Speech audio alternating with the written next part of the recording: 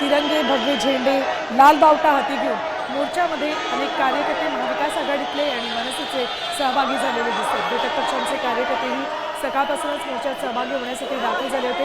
प्रचंड गर्दीचा, वर्दळीचा, व्यस्त असा हा परिसर आणि याच भागात मोर्चासाठी परवानगी मागितली होती।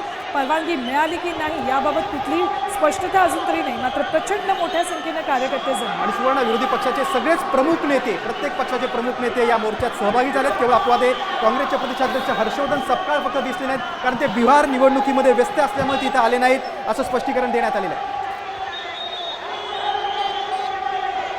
तर एकीकडे मोर्चा कधी सुरू होतो याची प्रतीक्षा या सगळ्या कार्यकर्त्यांना आहे, तर दुसरीकडे सभास्थळी सुद्धा सर्व चाचपणी, अखेरची चाचपणी केली जाते।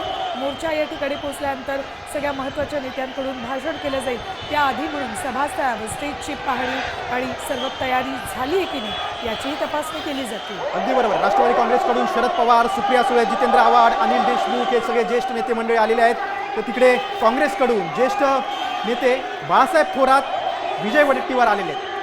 हे काँग्रेसचे विधिमंडळातले नेते आहेत, ते देखील आलेले आहेत। तर तिकडे मनसेचे देखील राज ठाकरेंसह सगळेच प्रमुख नेते या मोर्चात सहभागी झालेले आहेत। विशेष म्हणजे राज ठाकरेंचं संपूर्ण कुटुंबच या मोर्चामध्ये सहभागी झालं। अगदी बरोबर आहे। तर उद्धव ठाकरे यांच्यासोबत आदित्य ठाकरे या मोर्चात सहभागी होण्यासाठी म्हणून दाखल झालेत। अगदी बरोबर। ठाकरे सेनेकडून आदित्य ठाकरे आहेत, मिलिंद नार्वेकर आहेत, अंबादास दानवे आहेत, माजी खासदार राजन विचारे आहेत, खैरे आहेत माजी खासदार, हे सगळे राज्यातले नेते मुंबईत आलेले आहेत, मोर्चात सहभागी झालेले आहेत।